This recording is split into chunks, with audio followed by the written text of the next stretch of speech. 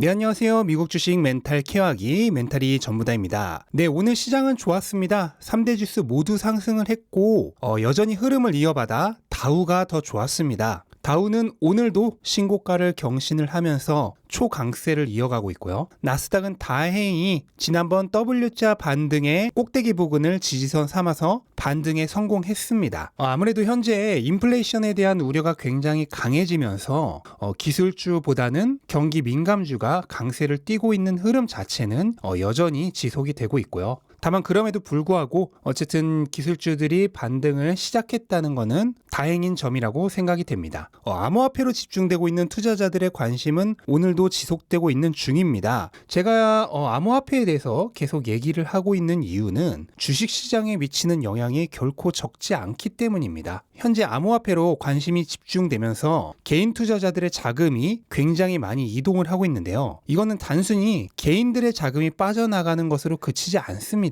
헤지펀드나 기관들의 자금도 상당히 많이 유출이 돼요. 펀드 등에 가입되어 있는 간접 투자를 하는 개인들도 굉장히 많습니다. 근데 그런 사람들 역시 주식시장이 안 좋고 암호화폐 시장이 활발하면 당연히 자금을 이동시키고 싶어 할 거 아니에요. 그래서 펀드 등에서 돈을 유출을 해가면 헤지펀드들도 주식을 팔아야만 합니다. 그래서 실제로 뱅크 오브 아메리카의 데이터에 따르면 현재 기관은 3주 연속 주식을 매도하고 있습니다. 물론 이게 단순히 차익 실현 차원에서 그러는 걸 수도 있지만 저는 분명히 암호화폐 시장의 최근 강세가 영향을 미치고 있다고 생각을 합니다. 다만 현재 조금 우려스러운 거는 명백하게 과열로 생각되는 모습들이 많이 나오고 있다는 것입니다. 이더리움의 경우 무려 10일 연속 상승을 지속하고 있습니다. 지금도 약간 조정을 받고 있지만 어쨌든 오늘도 또 신고가를 경신을 하면서 지금 12거래일 연속 전 거래일의 기록을 매일 경신하고 있어요. 그리고 이더리움 클래식의 경우는 무려 4일 만에 3배가 올랐습니다. 이거야말로 진정한 로켓이죠. 근데 이거는 정말 누가 봐도 비정상적인 모습이죠. 특히 이더리움 클래식의 경우는 이더리움과는 다릅니다. 이더리움 클래식은 이더리움에서 하드포크 되어서 나온 약간 두고 온 자식 같은 그런 자산인데요. 개인적인 판단으로 이더리움에 비해 자산 가치가 훨씬 떨어지는 자산입니다. 그런데도 이렇게 올랐다는 거는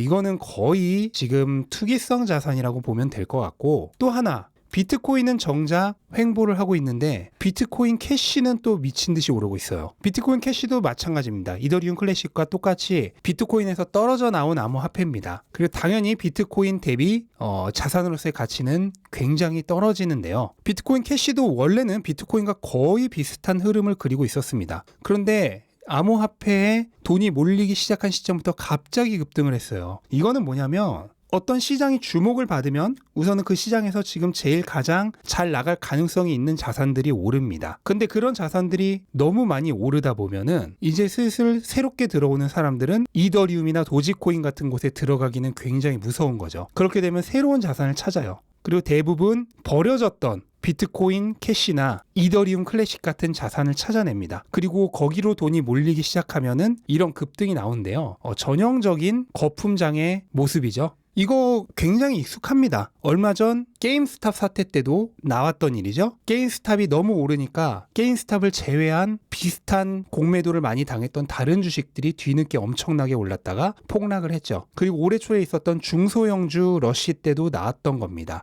그때 미친 듯이 올랐던 중소형주들 지금 반토막 3분의 1 토막 난 주식들 엄청나게 많죠. 하지만 여전히 계속해서 암호화폐 시장으로 돈이 들어오고 있기 때문에 아마 당분간은 카지노가 계속될 겁니다. 하루아침에 문을 닫지는 않을 거예요. 그래서 그 안에서 뭐 하고 싶으신 분은 하면 됩니다. 다만 카지노가 폐장하기 전에는 나와야 한다는 거, 그것만 알고 계시면 되겠습니다.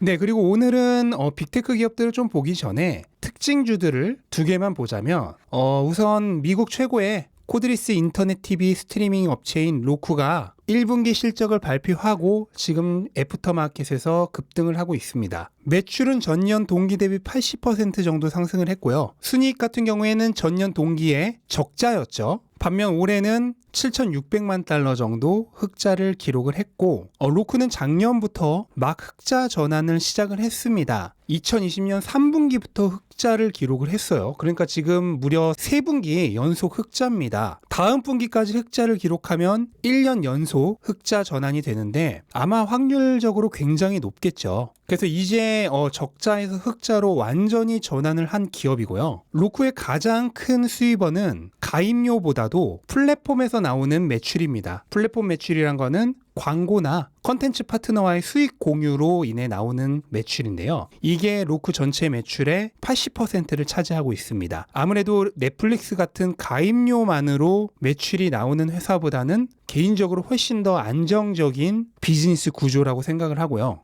활성 가입자 수는 작년에 코로나로 인해 급격하게 증가를 했는데 확실히 그 급격한 성장 추세는 조금은 멎은 느낌입니다. 다만 가입자당 수입은 급증을 하고 있는데 이거는 두 가지 이유가 있을 수 있겠죠. 첫 번째는 이제 더 이상 가입자를 늘리기 위해 손해를 보면서도 가입자 유치 활동을 하는 출혈성 경쟁을 줄이고 또한 동시에 광고 등의 단가 등이 상승을 하면서 플랫폼 수입이 늘어난 거, 그 두 가지 이유로 인해서 구독자당 수입이 계속 증가하고 있는 추세라고 볼 수 있고요. 이런 추세가 지속이 된다면 굉장히 주가 흐름에 긍정적일 것으로 생각이 됩니다. 실제로 로쿠는 지금 주가가 고점 대비 굉장히 많이 하락이 돼 있는 상태이기 때문에 밸류에이션 부담도 상대적으로 적고요. 현재 주가가 하락 추세였는데 오늘 어닝 서프라이즈 발표로 애프터마켓에서 8% 정도 오르고 있는데 그렇게 된다면 분명히 주가가 다시 반등하는 모습이 되지 않을까 생각이 됩니다. 네, 그리고 또 하나의 주식은 스퀘어입니다. 스퀘어도 오늘 실적을 발표했는데요. 역시나 좋은 실적을 발표하면서 애프터마켓에서 3% 정도 상승을 하고 있습니다. 스퀘어 역시 순이익이 1억 달러 정도 손실해서 이번 분기 4천만 달러 정도 이익으로 흑자 전환하고 있습니다. 스퀘어도 로쿠랑 똑같습니다. 정확히 작년 3분기부터 흑자 전환을 한 회사고요. 이번 분기도 흑자를 발표하면서 역시나 3분기 연속 흑자를 기록을 했습니다. 다음 분기까지 흑자를 기록하면은 로쿠와 마찬가지로 1년 연속 흑자 기록이 되고 역시나 그 확률은 굉장히 높다고 볼 수 있겠습니다. 그러니까 이 두 기업은 적자에서 흑자로 이제 막 전환이 되고 있는 과정에 있는 기업이에요. 이거는 최고의 성장주 매수 타이밍이죠. 다만 스퀘어는 로쿠보다는 지금 주가가 굉장히 강세입니다. 이유는 역시나 비트코인이겠죠. 스퀘어의 비트코인으로 인한 수입은 전년 동기 대비 무려 11배가 올랐고요. 현재 스퀘어 전체 매출의 70%를 차지합니다. 바로 지난 분기와 비교해도 2배 정도 성장을 했습니다. 그리고 현재 추세를 봤을 때 아마 다음 분기에도 이 추세는 지속되지 않을까 하는 생각이 듭니다.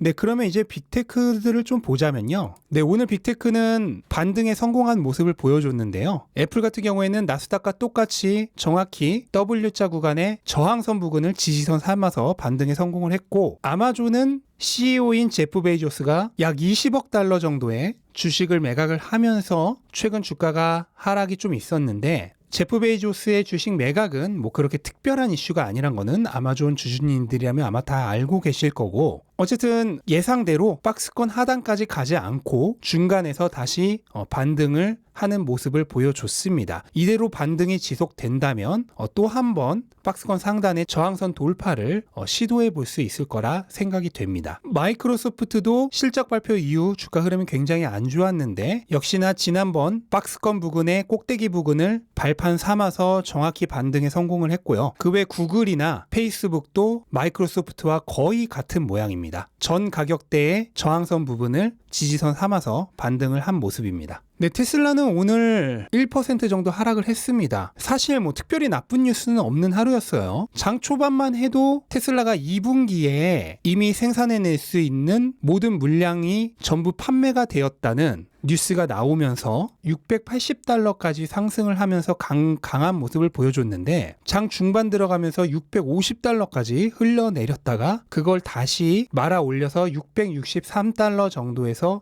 마감을 했습니다. 하지만 여전히 계단식 상승의 지지선을 그대로 지켜주고 있는 모습이기 때문에 아직은 주가 흐름이 무너지지 않았다고 볼 수 있겠습니다. 네, 테슬라와는 다르게 주가 흐름이 완전히 무너진 기업들을 보시면은 작년에 코로나로 인해 엄청난 수혜를 받은 기업이 두 개가 있죠. 둘 다 비대면 관련 초특급 수혜주인데요. 우선 줌 같은 경우에는 지금 보시면은 주가 흐름이 완전히 무너진 게 보이실 겁니다. 작년 10월에 최고점을 찍은 이후로 고점과 저점이 계속해서 낮아지고 있죠. 계단식으로 하락하고 있는 전형적인 모습입니다. 이거는 이제 팬데믹이 끝나가면서 사람들이 다시 사무실로 복귀할 거다라는 전망과 함께 이렇게 가격이 낮아지고 있는 거고요. 또 하나를 보시면 펠로톤입니다. 펠로톤 역시 팬데믹으로 인해 사람들이 밖에서 운동을 하지 못하고 집에서 운동을 하게 되면서 주가가 올해 1월에 최고점을 찍었는데요. 그 이후로 백신 보급과 함께 팬데믹 종식이 가까워지면서